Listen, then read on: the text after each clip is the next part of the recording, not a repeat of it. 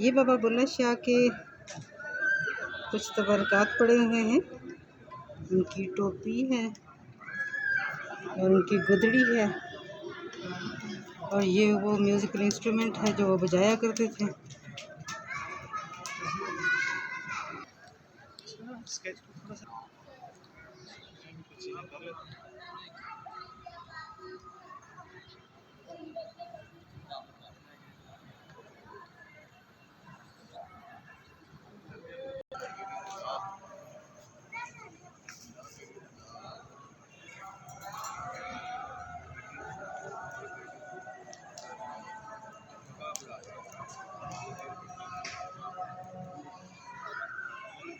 ये बाबा बुल्ले शाह की मस्जिद है।